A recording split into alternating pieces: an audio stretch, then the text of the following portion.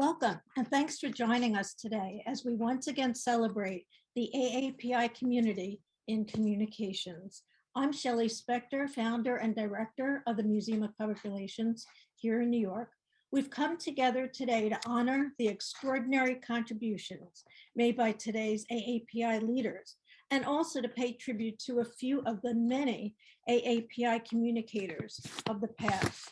Tonight, we're honored to be joined by MSNBC anchor Richard Louie in a fascinating pre-recorded fireside chat with Dr. Bey-Ling. After that, Bill Imada will moderate panels of professionals and students. They'll be discussing a wide range of current topics, such as the role of communicators in making our community safer and our role in making our workplaces more equitable.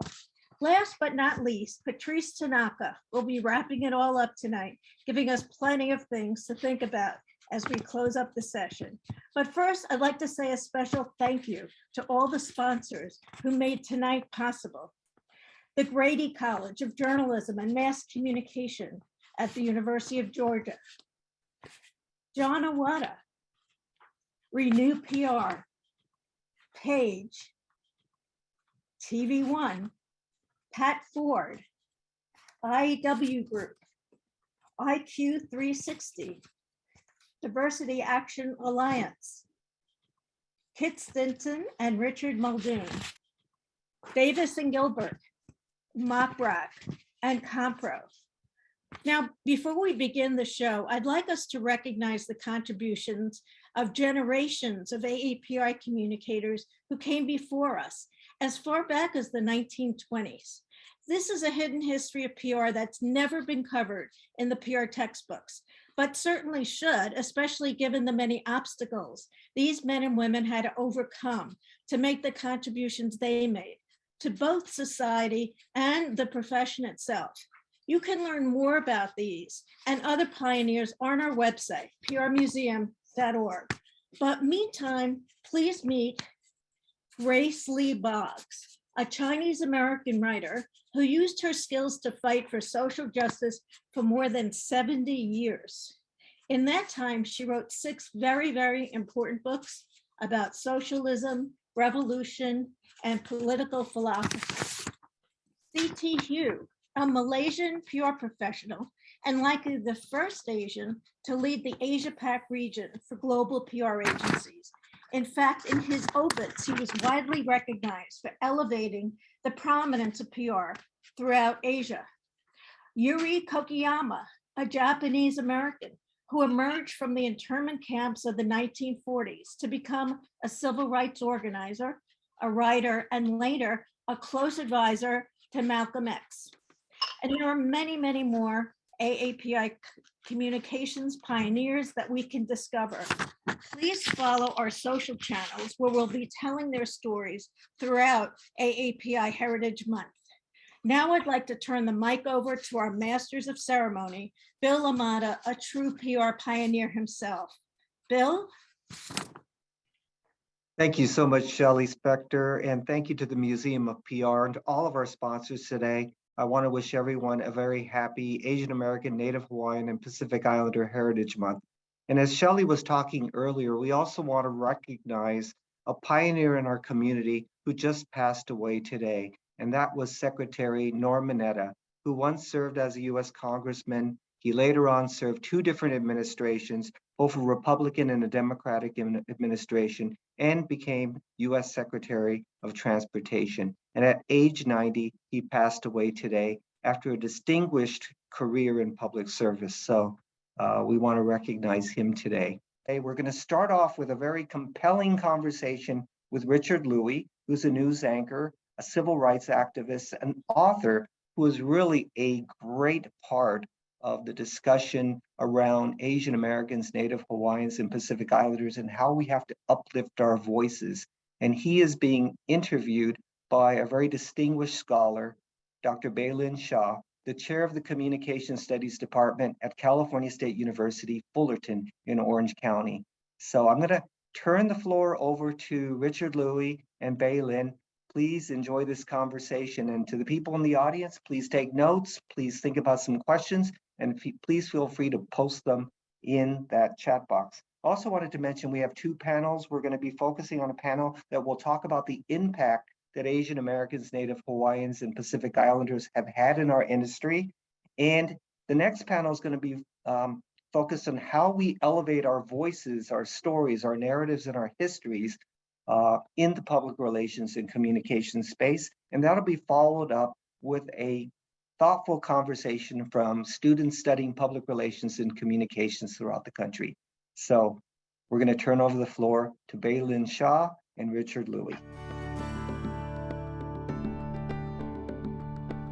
Good evening, everyone. I'm Dr. Bey-Ling Shaw from California State University, Fullerton, and it's my honor this evening to be here with Richard Louie. How are you doing today, Richard? It's great to see you, Bey-Ling. Great. So, Richard, we have so much to talk about, and I'm just going to try to be quick while being thorough. You have been an MSNBC dayside anchor since September 2010, and before that, you spent 5 years at CNN Worldwide, including CNN Headline News as the solo anchor of the 10 a.m. hour of Morning Express. So in that role, you were the first Asian American male to anchor a daily national news broadcast in the United States. So if we could start with talking a little bit about being the first, which is something that I personally have a lot of conflicting feelings about. How do you think being the first Asian American male news anchor has impacted you or impacted other members of our community? You know, Bey-Ling, it was one of those things that my colleague, Melissa Long, when I told her, hey, by the way, I'm going to be moving on to anchor over at CNN Headline News, she said, well, Richard, you know, and I was like, no, I don't know. And she said, well, and I you know, it was in the back of my mind, but certainly not in the forefront of, not in the front of my brain. And I guess whatever, when you were talking about that, the first thing that comes to mind is why? You know, why in 2007? Why do we have so few today? I mean, I can probably count on less than one hand the number of folks that are Asian American male and anchoring on a national level. And that's a problem. I mean, what happened 15 years ago is still happening today. And so I'm not conflicted about the idea of it. I'm conflicted with the dynamics around it. When people think of representation in news media or any kind of media, often I think the first thing that comes to mind is representation that is visible, that is in front of the camera, that is on TV, that is in the show. And what you're speaking to is a different kind of representation, which we are also lacking, which is representation in the halls of power, representation at the tables where decisions get made, right? Because if more people gave thought to the diversity pipeline and supply and demand at the higher levels where they could actually make a difference, maybe we'd see faster results. Yes. Look at the boardrooms. Yeah. Look at the CEOs that you're alluding to something I agree with. Not there. And look at those who are running all the major organizations and industries. Not there. Way underrepresented, underpaid, held back. It is through and through an issue. And yeah, you're absolutely right. I agree. Well, there are some organizations like Asian American Futures where members of our community who have resources or who have access to resources are working together. You know, Gold House is another example of pooling resources together to kind of leverage up members of the community. And I think it's organizations like that that really give me a lot of hope for the future, right? The most important thing that's happening right now and over the last 2 years is a renaissance of the CBOs across the country that are looking at and focusing on the intersectionality of our country. And I'm heartened by the groups that, over the years that I've been able to meet. And you're right. It is the CBO that if you're a Fortune 500, if you're a Russell 2000 and you've got some money you want to invest into how do we fix this issue of inequity in any community, look at your CBO. Look at the community-based organization where you are at or where you want to be at. Volunteer, join their boards, donate. That's the real work. It's not just money. It's like it's smart money. And the smart money model is what we need right now because it's about the relationships and the understandings of the gaps and what we understand to be the culture of one group and of America. So yeah. I am heartened by the CBOs that are popping up in every major city in the country. And we've had a lot since the Atlanta spa shootings. We've had a lot during the last 2 years of violence. And it is a renaissance. It is heartening. It is encouraging. And I just want to meet them all. Yeah.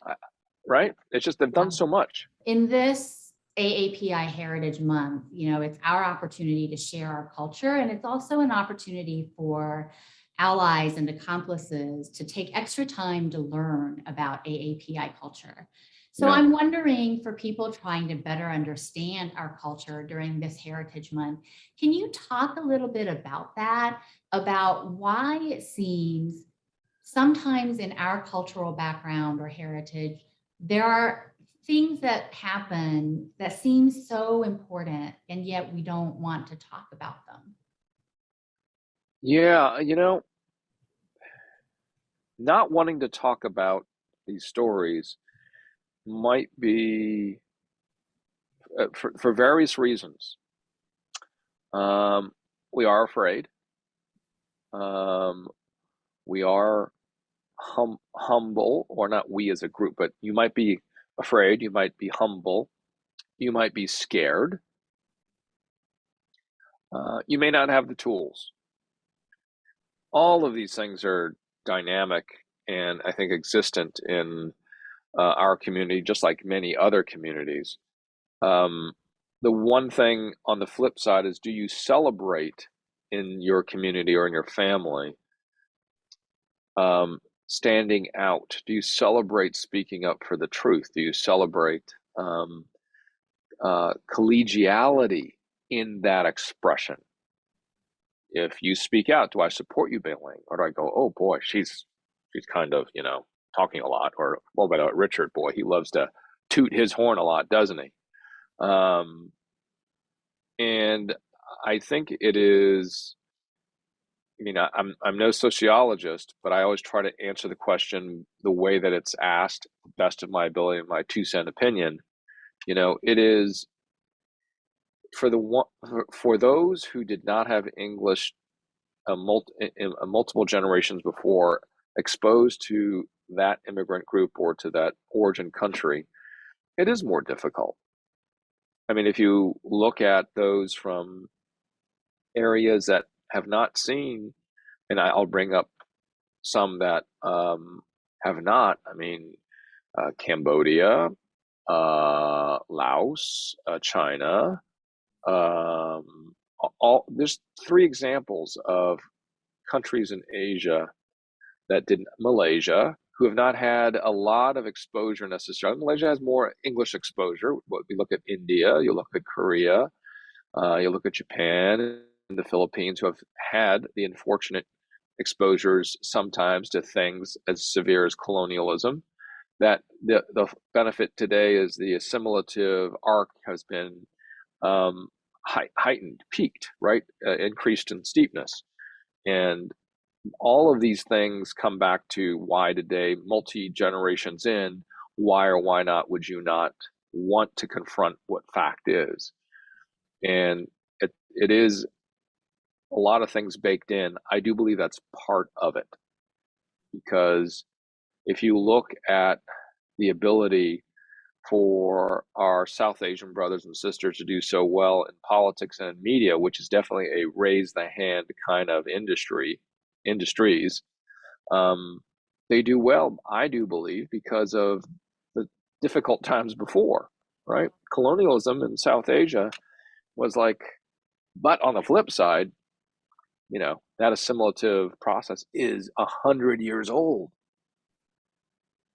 and more.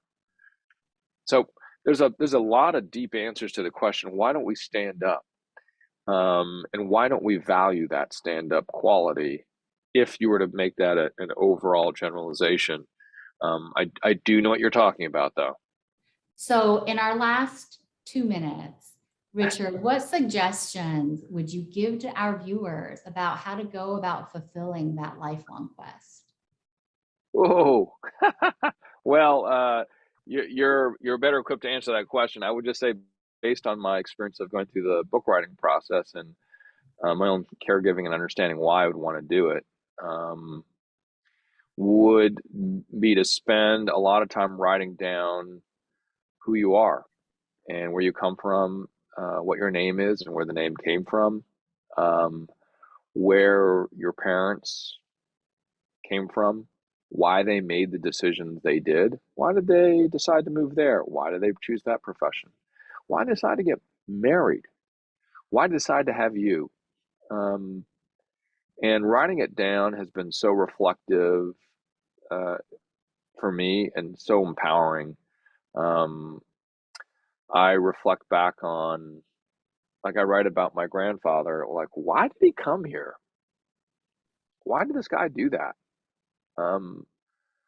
It was a time where he had to come here illegally. It is a time where he bought the name Louis, that he's really a Wong. And, it's because he wanted a better future for himself and for his kids and grandchildren and all of thereafter. And as you know, what I write is I say, thank you, Grandpa. Thank you. Your grandson became a news anchor nationally, and you were a poor farmer from a little town in the south of China. And I would have been that too. He did not want me to be a poor Chinese farmer. And I say, I never met him, but thank you. I'm not a poor Chinese farmer. Let me close with this. It's been said that we read to understand others, and we write to better understand ourselves. And so for our audience, I would just say, read Richard's book so you can understand the heritage that so many members of our communities have, but also write your own book so that your story can be shared and that Yes. future generations can thank you, just like Richard and I thank our ancestors for making the decisions that they made that enabled us to be here today to have this very privileged conversation. I can't thank you enough, Bey-Ling. Thank you, Richard.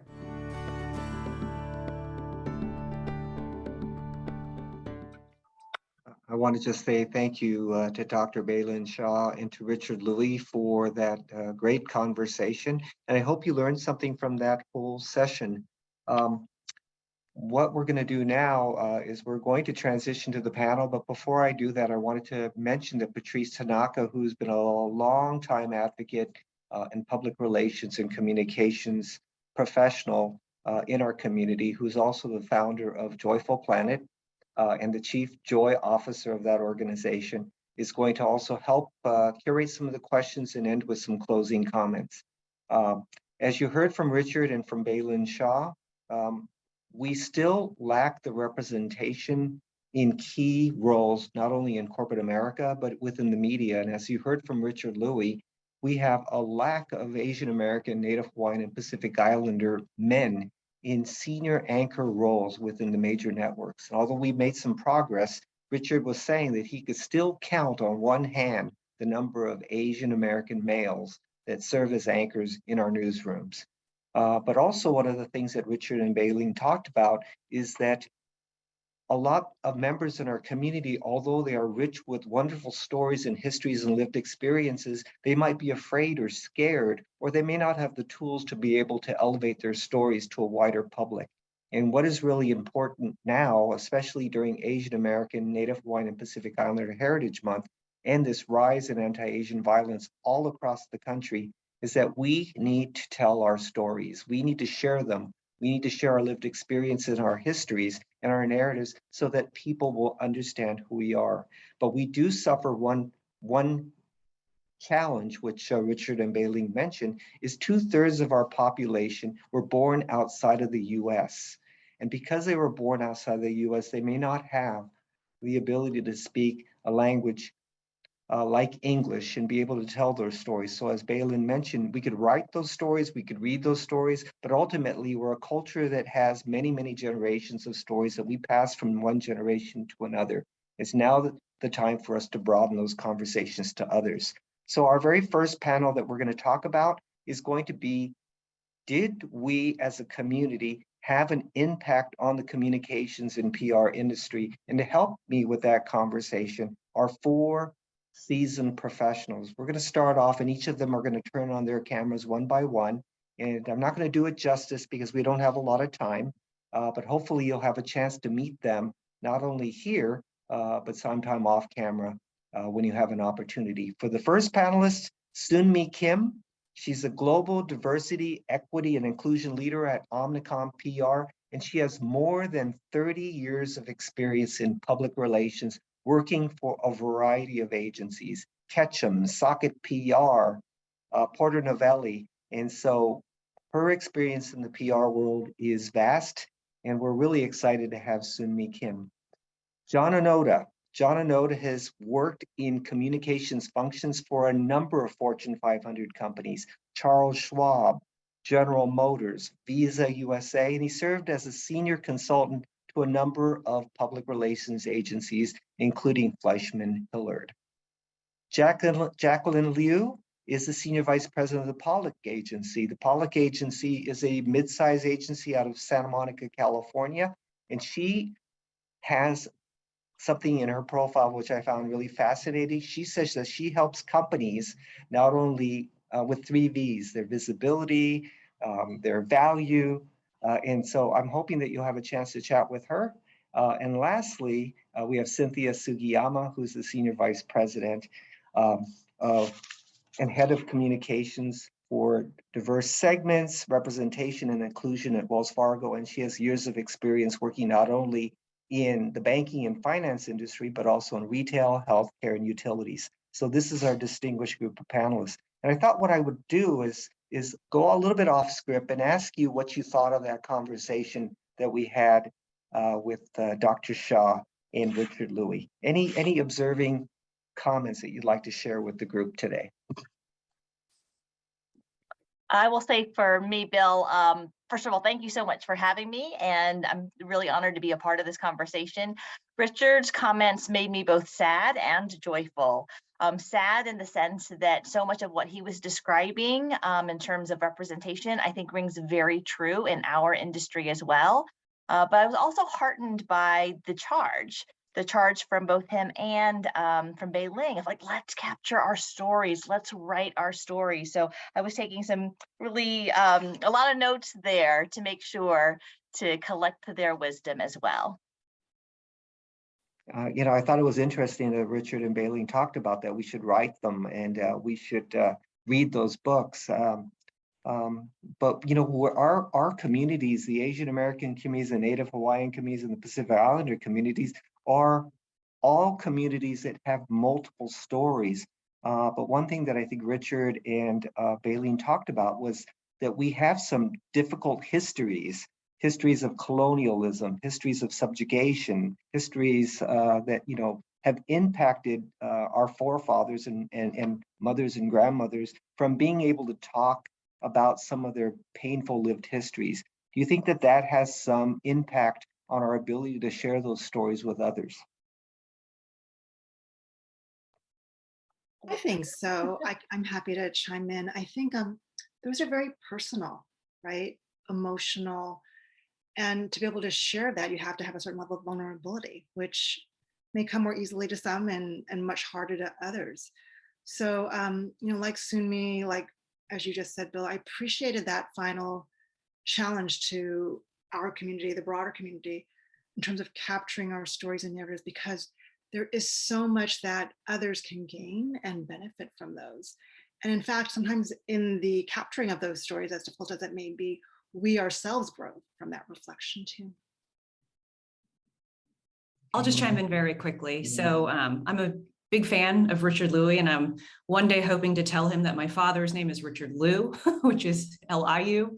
But, you know, his story really resonated with me, especially as well. You know, many years ago, I was assigned as a student to do a family history project, and you can't imagine, it was so hard to pull stories out of my family members.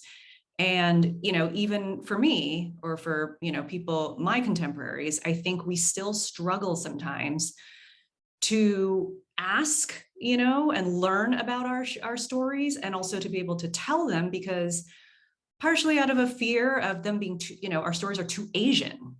Who'd be interested in that? You know, it's not American, or it's not part of like this sort of a shared narrative that everybody can understand. It's too different, it's too other. So like Sunmi, you know, I agree. His comments made me a little sad, but also, you know, I appreciated it at the same time. I appreciated the candor. You know, I'll just add that this conversation, both the tape recording and their comments, it reminds me a bit of, there's this PBS show called Finding Your Roots, where they go through various generations, and you know, it's all nationalities, all races. And that phenomenon of the first group coming over and not sharing the painful and traumatic events they went through, because the guests on the show are always flabbergasted to learn all these things that are just like 1, 2, or 3 generations away. So I think in some ways, you know, there's a universal immigrant experience, and there's good or bad. Most societies reject immigrants. We're seeing it play out all around the world. And it's a tough transition. And if you're really lucky, you end up like Richard and probably most of the people on this call, where thank God for our grandparents, or the people who made that journey, because we would all be in probably worse circumstances than we are now. But I think we should also recognize, like, this is a universal experience. This has been going on for hundreds or maybe thousands of years. And so we are going to go through that transition. We're not going to be able to snap our fingers and cure thing overnight, because no one else has done that. Everyone's had to sort of go through this process, and we're in it. So in my perspective, that's a good thing. Great.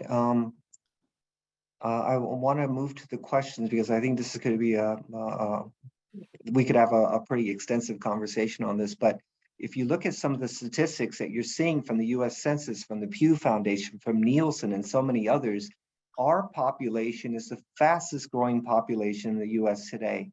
We've grown by double digits in 49 out of 50 states. We now represent more than 23 million people. In less than 50 years, we're going to surpass the Latinx population in terms of the number of immigrants that are arriving on our shores.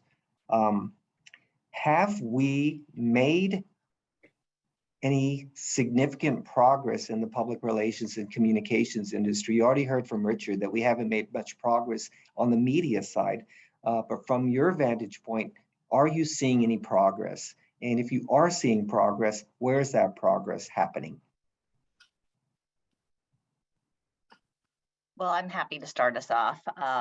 I don't think it's any secret that our communities, and I say that plural, are vastly underrepresented in our industry. We are plagued by the same stereotypes, whether it be the perpetual foreigner, the model minority, the bamboo ceiling, that every other industry experiences in some way as well. Within our industry, perhaps even more so, because there are those stereotypes that put us more in, let's say, STEM versus social sciences and the arts and communications. There may be those stereotypes that we see play out that perhaps someone with a name like mine might not be one that's considered to even have a good grasp of the language. So without, let's say, anglicizing our names. So I think it's telling that for most of us from our communities, we know each other. Hi, John. Hi, Jackie, Cynthia, Bill. Similarly, for example, when I was part of the PR Week Hall of Fame class, I knew every other woman of color in that same class as well. So we all know each other because the universe is pretty small. Any other thoughts? We heard we're going to be hearing from some students later on, but there's some really awkward statistics that are coming out that Gen Zers are actually going to be making a lot less money and will be in a more difficult position than the boomers were and the older Gen Xers. And so I think a lot of the students are kind of looking to us to not only help fix some of the problems that exist in the public relations and communications industry, but to do something about it quickly. And John, you mentioned that this takes some time. A lot of people go through this process, and we all have to be patient as we go through this process. But we have a whole group of students that are coming in saying, hey, boomers and Gen Xers, you've been around for a little while. Why haven't we made more progress? And what do we need to do as leaders in the communications and public relations industry to make sure that we advance more people that look like us in our agencies in corporate America? Any thoughts on that? Well, I can talk to it from a sort of anecdotal, provide a perspective. So my corporate career ended 20 years ago, but I was in it for 20 years and since I've been consulting. And I was the senior Asian executive, I think, at all the corporations I was at. I was part of the executive leadership teams. And so I've always mentored people, women, minorities, throughout my career, and I still do. There were no Asian communicators to meet. I don't know that I met, even saw a resume of an applicant for most of my career. So I understand we're in the circumstances now where there are a lot, but part of it is our Asian community didn't go into communications. They didn't go into marketing. Now they are, but it's not like some of these other groups, especially majority white groups, where they've been around for 100 years in this stuff. So our pipeline began, I don't know, the academics probably have a better sense of it, but my read would be like 20 years ago, we really started to get into it. So to be looking at the senior ranks, it takes about 20 years of career to get to the upper levels. And then you've got to show up and, be talented and good and all those sort of things. So you need to sort of stand back and understand where our pipeline is and where the cohort is compared to the other cohorts, and then compared to the mainstream. And we're kind of late to the party, and everyone is throwing elbows trying to get to the top at this time. So it's a scrum. Oh, that's a really good point, John. Being involved in the communications industry really has been relatively short-lived for all of us, even though some of us have been around for 20, 30 years. That's considered a relatively short amount of time compared to some of the other communities. But one of the things that Richard said was that, aside from being perhaps afraid and scared to tell our stories and to speak up and to raise our hand and demonstrate some value and support for people that do raise their hand, we may not have the tools in order to progress in public relations and communications. Do you agree with that? And if you do agree with that, what type of tools do we need to make sure that younger millennials and Gen Zs and people that are still Gen Xers be able to progress in our industry in some meaningful way? Yeah, because I have coached people, of all different races, and some of them have become heads of communications at major corporations or the heads of agencies. So I think I have a good read on what it takes to get to the top of an organization or an agency. And like the number one attribute that will get you there the fastest is leadership, because leadership is so incredibly rare. You can find workers, you can find managers, but it's really hard to find leaders. Very few are born. So I believe leadership is a learned skill. I was fortunate that people invested in my education and transformation in leadership. I can tell you that the heads of all the corporations I've been associated with, I've traveled around the chairman and CEO. I could go with the head of General Motors. We could go to a plant and you're shaking hands, you're meeting maybe thousands of people a day. And on the flight back, the CEO would say, did you notice this person, the third person we shook hands with, they had it? Because it's so rare that all the heads of organizations are always looking for leadership. So if I would encourage anyone, if there is a fast track, it's develop that quality. Really, really good. And Jackie, you always say that you're helping your companies and clients with your 3 V's, which is visibility, voice, and value. How does that translate to a person that's trying to rise up to the ranks in public relations? You're also an adjunct professor at the University of Southern California, so you talk to students all the time and people that want to pursue a career in our industry. How does those 3 values or 3 V's translate to students and to people that are in the profession?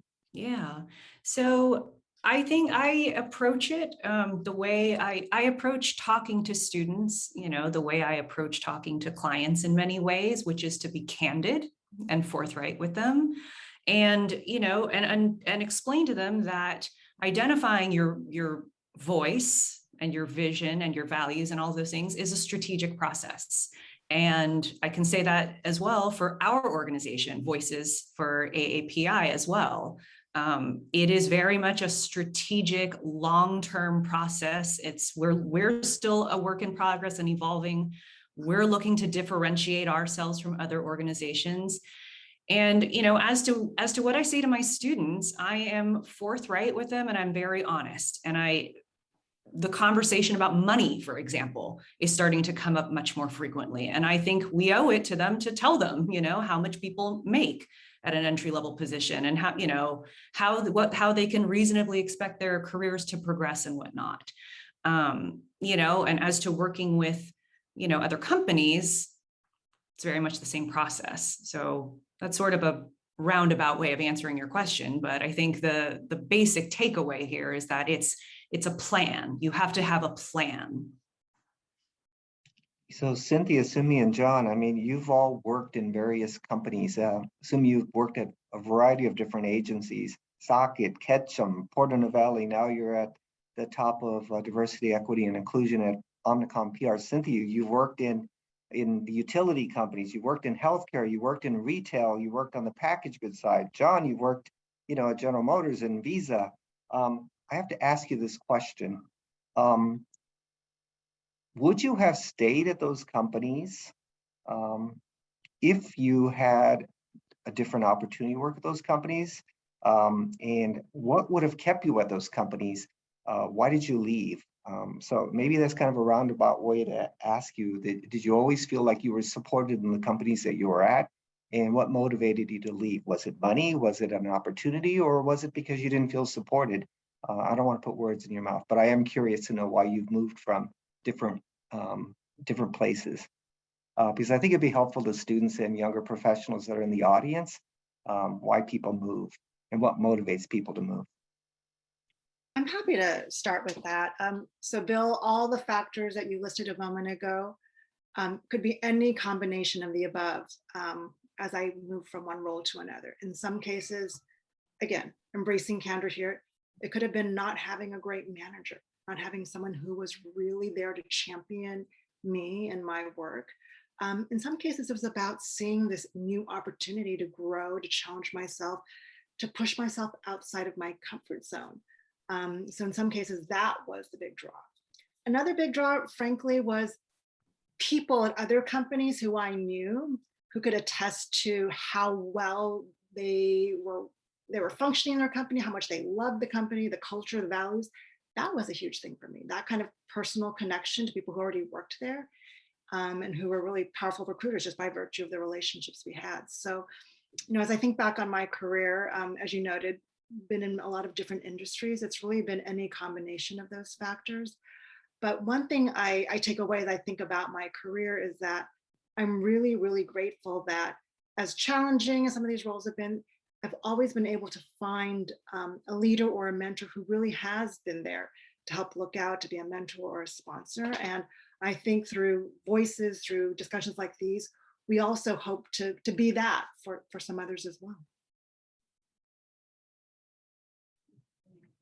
Sumi or John?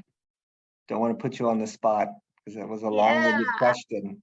I would love for John to go next because I've heard his story and I admire it. So John, would you mind going before me? No, I'd be happy to. So I'm fortunate enough, at the senior levels, recruiters are reaching out to you. So if you're a marketable sort of piece of talent, people will be trying to make money by selling you to someone else. So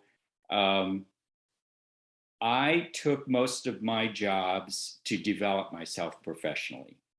I had a plan on how I would get to be the head of communications of a major corporation.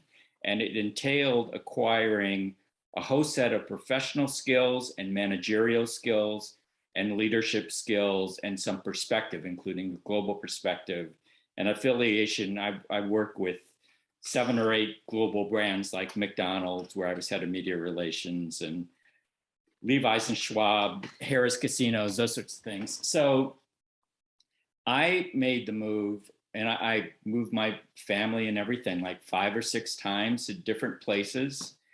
And it wasn't for the money. In fact, I was sort of moving into more expensive housing markets and states with higher taxes. So now I'm in California, where it can't get any worse in terms of taxes and real estate, because I wanted to invest in myself. Because my belief was that in our profession, we are the product, essentially. It's our skills, our experience, our lived experiences, our perspectives.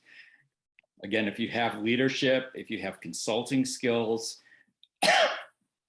then we become marketable. And honestly, I'd say this to everyone on this call: if you really work on yourselves and you are a continuous learner, you're always trying to develop your value proposition. We are so lucky to be in a profession where we can go and work in any industry in almost any country in the world. If you wanted to do like hockey in some European country or hip hop music in Sri Lanka, if that job exists and you focus on it and get the right skills, network, experiences, backers, et cetera, you can get there. I mean, and again, I've been around long enough where I've seen people say, I want to work in this industry, or I want to be around movie stars or whatever. And son of a gun, 5, 10, 15 years later, there they are. They're doing what they wanted to do. So we're very fortunate. I mean, other professions like dentists or doctors, like they're stuck in a practice. Once they have their clientele, they can't move. We have this great flexibility where our talent could take us anywhere. So I sort of use that to motivate and inspire me. And I guess to get back to your question, Bill, that meant I was going to keep moving. I learned what I wanted to learn in about 18 to 24 months. I think a smart, hardworking person is going to get 80% of the value of any job they take in 18 months. And you can stay there the rest of your career and get maybe 10% more, or you could move on to a whole new experience and grow that 80% again in 18 months. Well, I did that 6 times. So I think I made myself into a valuable proposition. So that's why I kept moving. I really like that, Cynthia and John. Great answers. I have to tell you, my brothers were pharmacists and they told me, don't be a pharmacist. You'll get stuck. There's only so far you can go as a pharmacist, but in communications, the world is in your hands. So I agree with that. Sumi, did you want to add anything to that conversation? As I was listening, I feel like if I had somebody like John as my mentor, or just to even know of John earlier in my career, I may have made different choices. And I think that just speaks to the importance of having people believe in you and know that what is possible. I think in my case, I was ambitious for my life in a variety of ways. Certainly in career, I wanted to do a good job. I didn't want to shame my family. I knew I was I was at least competent to do well by working hard and applying myself. But I also, it was important for me to think about my family, both my parents, but also my immediate family as a mother and as a wife. And I know that those were decisions that I had also made for myself. More recently, specifically as I moved into more diversity, equity, and inclusion, the reasons and the ways that I make decisions for myself is all based on purpose alignment. And that's the way that I think about opportunities that come my way. And so that's not only about like one facet. So for example, money or position or anything like that, but I truly do think about what that platform is and what is the ability to use that as a resource for change. So so as I listen to all this, I love the stories, I love the opportunities there, but I also, it makes me really, really think about what is leadership? How is that defined by those in power? And just the influence that we all have for those perhaps who aren't even, that we aren't even aware are looking. Ooh, God, these are great answers. I see a little note from Justin in the audience, which intrigued me. So I wanted to just put this out here. He's asking the panelists if you could speak to how you overcome the fear of telling your stories. And I was involved in another conversation earlier, and a young woman raised her hand and said, everybody keeps telling me that I should raise my hand and speak up. Everyone tells me that I should insert my stories into conversation. Everyone tells me I should sit in front of the classroom or sit close to the chairman of the board in a meeting and amplify my story, but it is not in my DNA to do this. If it is not in your DNA to be forthright about your stories, about your lived experiences, what advice do you have to people in the audience that would love to share them, but don't have a clue on how to do that and are fearful of doing it?